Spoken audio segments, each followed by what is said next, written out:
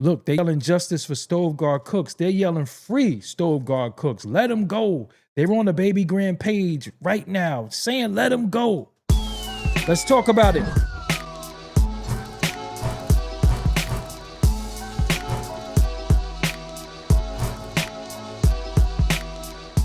Yes, what's up, everybody? I go by the name of Doggie Diamonds. You know this is Doggie Diamonds TV. We're going to talk about some hip-hop tonight. So apparently, Stove Guard Cooks and Swizz Beatz was supposed to drop a collaboration project that didn't come out. I don't know why it didn't come out. I don't know what's going on, but the internet was ablaze with the album supposed to come out, and it was supposed to come out, if I'm not mistaken, what's today, the 20? Oh, it was supposed to come out last night at midnight, and it didn't happen. So the internet is going crazy. He put out a track listing and everything right here. You can see it. He put out a track listing, and it got how many songs is on here? It's 12 songs produced entirely by Swizz Beatz. Now, I'm gonna be real with y'all. I'm not really a big fan of Swizz Beatz, but the Welcome to My Garden song was dope.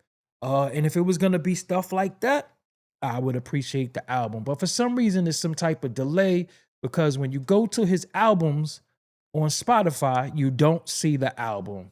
And the name of the album was All This For Me. And like I said, it was supposed to drop on March 27th, produced by Swizz Beatz, and it just didn't come out.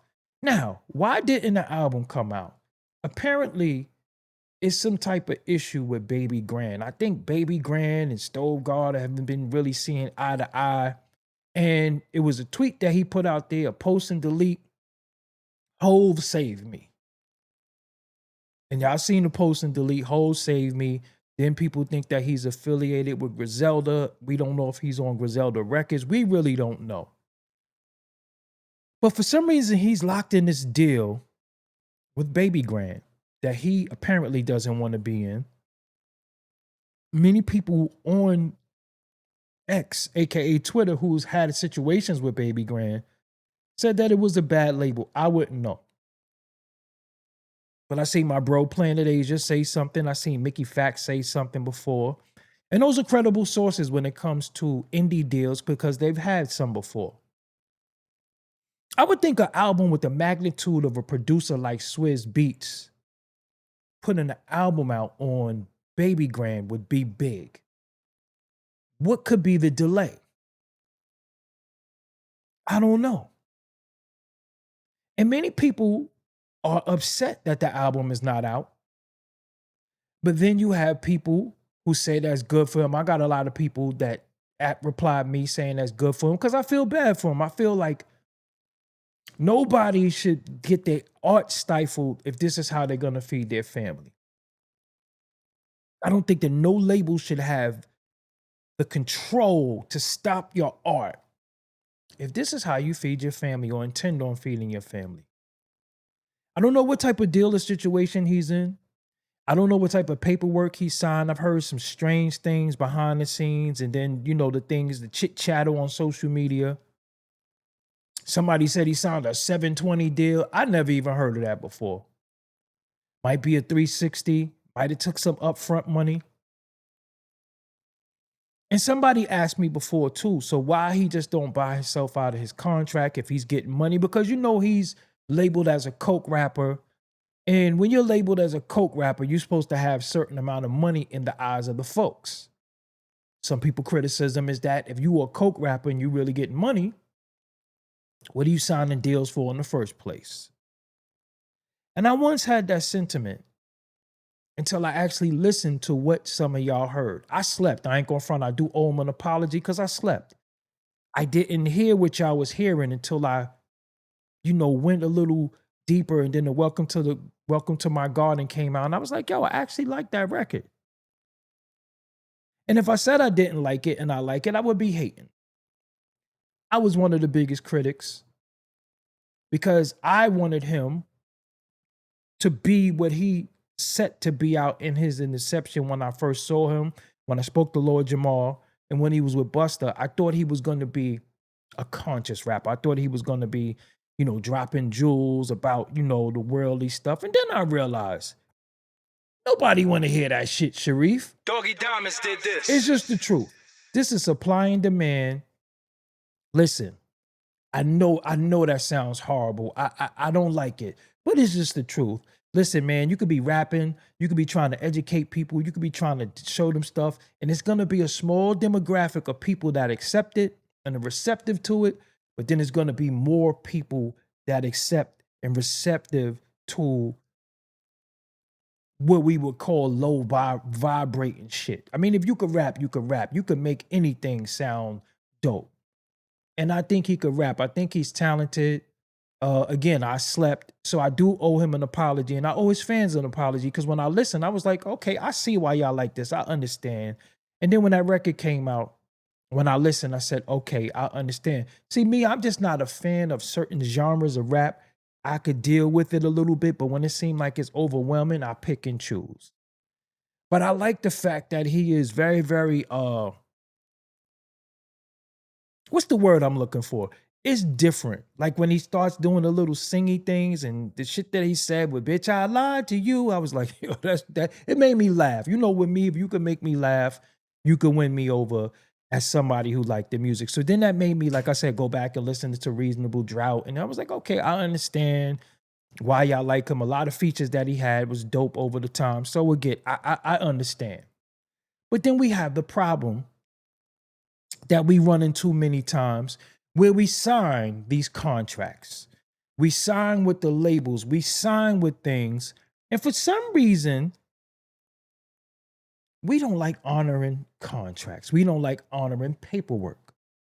Yo, when you sign something, you have to honor it. You cannot just sign something and wake up one day and say, yo, I don't want to do this. That's not how business works. And for some reason, we sign on the dotted line with things, and then we wake up one day and say, I don't want to do this. And we think we have the right to say, I don't want to do this. For example, if LeBron signs with the Lakers, he can't just wake up one day and say, hey, I don't want to play for the Lakers. I don't care what I signed. I don't care about the money I earned. I don't care about the advances I got and the bonuses I got. I just don't want to play. It doesn't work like that. You're going to have to sit out. And he's also went on record before saying that if certain things are not supplied, then he's not going to give the art. And I understand that. I'm artist first. I'm anti-record label, anti-music business, anti this establishment. But we have to respect business.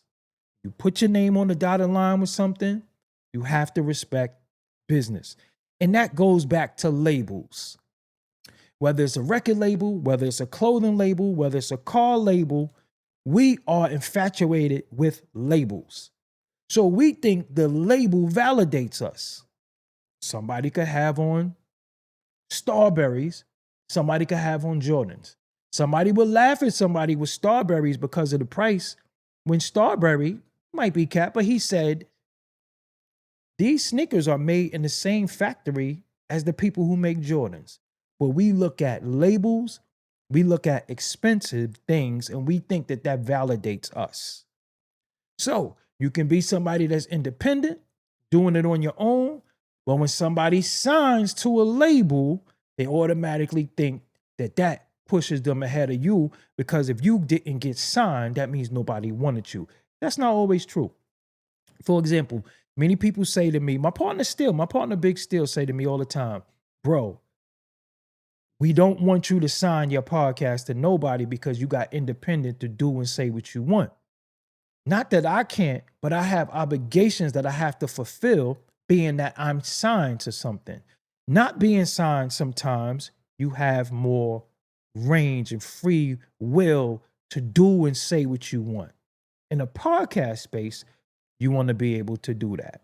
That works for me. But for some reason, people think labels, like I got on a regular black Gildan tee, right? This is a regular black Gildan tee. I got like 59 of them.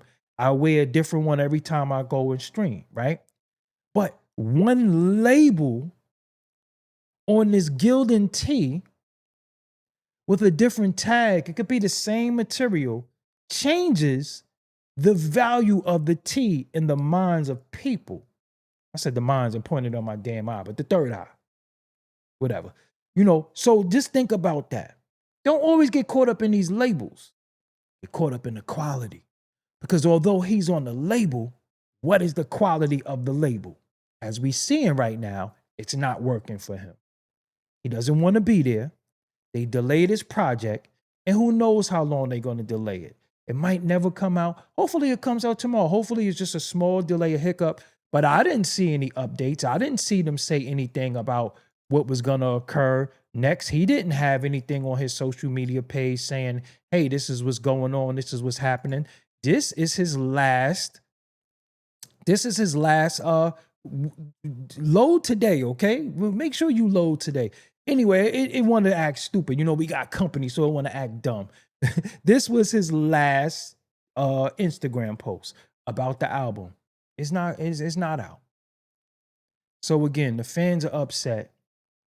So to all the artists out there, yes, it's good to have a machine. I guess, yes, it's good to say, I'm on this label. But how good is it if they're going to stifle the art? So be careful when you give up your independence trying to front for labels, because it's equivalent to you spending X amount of dollars on a hat.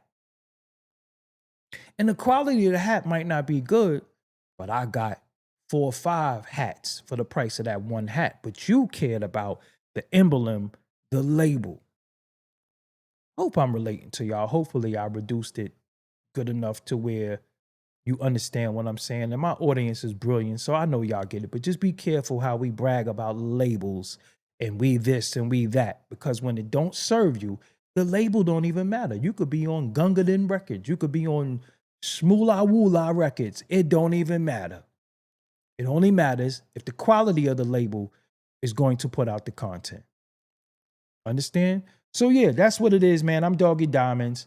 Let me give you some information really quick. Listen, man, to get interviewed on my channel, just hit me up at Doggie Diamonds on Instagram. You want to hop on a special offer. It's at least a 35-minute interview. I talk a lot, so it's going to go over 35 minutes. It could be live stream or tape. I prefer taped.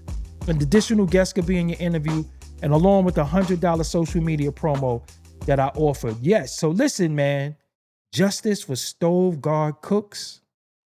The album seems to be delayed, and in my opinion, it's probably not going to come out. But let me know what you think in the comments. What you think is important. Until next time, I'm out. Peace.